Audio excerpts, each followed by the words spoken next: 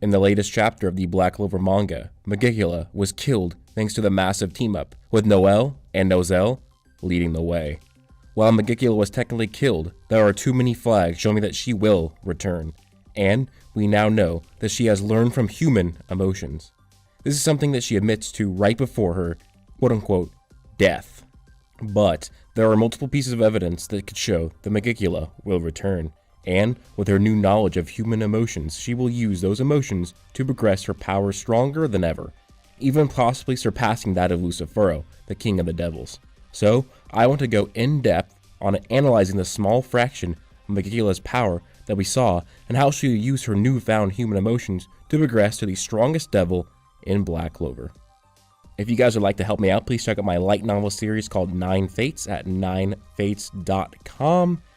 And you guys can check out my light novel series. It's a fantasy, essentially a dark science fantasy, and there's going to be a huge announcement for this series coming out very soon, the next coming weeks, maybe a month. It shouldn't be that long though, but huge announcement. And also you can follow me on Twitter, like, subscribe, and turn notifications. With that being said, let's get into this theory. So, we saw Megicula finally in the last 8 or so chapters of Black Clover. She was so strong that not even at her full power, she dwarfed the powers of 100% Devil Mana Vanica. We know that Megicula's power ranged from 1/3 to 1/2 of her full power, as she needed Asier, Lopechka, and Vanica to die. She needed their souls. Only Asier was confirmed to die, which gives her 1/3 of her power. Vanica was near death, and that maybe would count as 1.5 out of 3 souls, or 50%, but I will just say that it is essentially confirmed that she was using at least 1/3 of her power, or kind of in that notion. Though she certainly is not done yet. There's just no way that Megicula is gone in just 7 or 8 chapters. Zagreus wasn't even a supreme level devil, and he did not affect the characters directly as much, and he got over 10 chapters. As a late reveal villain, this is a devil that has drastically affected the world of Black Clover and its many characters.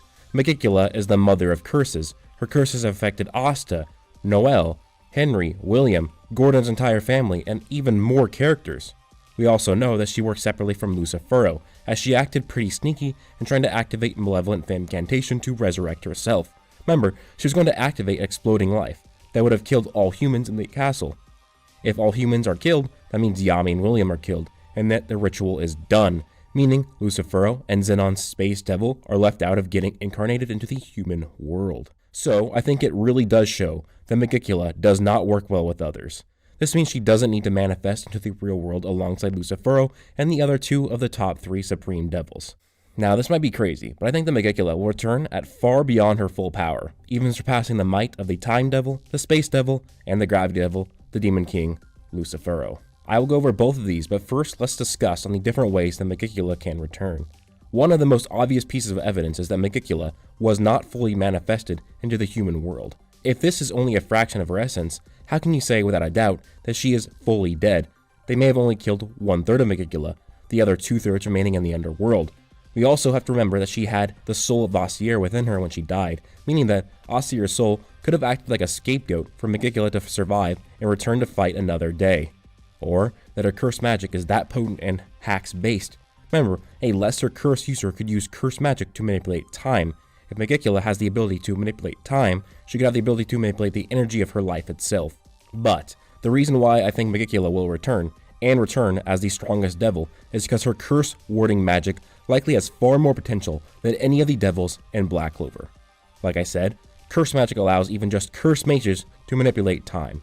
It allows her to create curses that steal mana and life energy and convert that into power, dulling the senses of opponents, negating or withering the effects of spells, stealing the magic types of the souls it possesses, and implanting those into her dead bodies to reanimate them. This is Megicula at 1/3 of her power. Now imagine her curses at full power, and imagine her curses if she steals more magic types from others.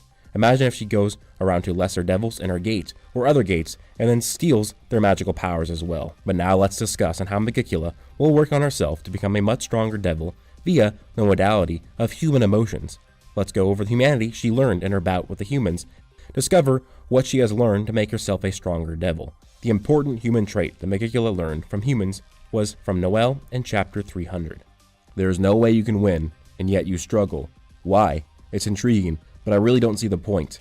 Could that be how humans occasionally surpass expectations and create spells? Devils never disobey those whose level is higher than their own. It's futile after all. This shows that when humanity faces struggle, they progress further. This is true in multiple ways. For example, when it comes to training the muscles of the body, there is no good muscle growth without struggle. And then, this is confirmed in chapter 303, that she is learning emotions from humans themselves. I was wary, but even so, it appears I misjudged. I thought there was no way I'd lose to humans. Is that why I let myself take an interest? Your true strength, humans, is the power of human emotions. Unlike Zagrid, when Megicula quote-unquote dies, she is not acting like it's the end, whereas Zagrid seemed to be filled with the fear of not existing, and implies that she is going to take these human emotions to get stronger. So what does this mean? This means that Megicula has not struggled. She doesn't really go out fighting strong people to find ways to enhance her magic power or learn new spells. Imagine if Megicula goes back to her gate and prepares by fighting other high-ranking devils within her own realm, fighting dozens, hundreds, or even thousands at the same time. Maybe even using her cursed magic to make these high-ranking devils even stronger, and then she fights them to pursue the struggle of humanity and increase her magical power and gain new spells. She may even end up stealing the more hacks and powerful magic types of these high rankers, in a similar manner than she did with Osier's. Imagine if these high rankers possess hacks magic types to the level of Word Soul magic, and imagine how strong that magic would be when paired with cursed magic and the higher amount of mana that Megicula possesses. They would be far stronger. Imagine if Megicula pushed herself to learn the human technique of Mana Zone and drastically amplified the amount of mana she possessed. If she has never trained and these cursed spells just came naturally to her, imagine if she actually starts training. To draw an imperfect parallel here, it would almost be like Frieza from Dragon Ball Super.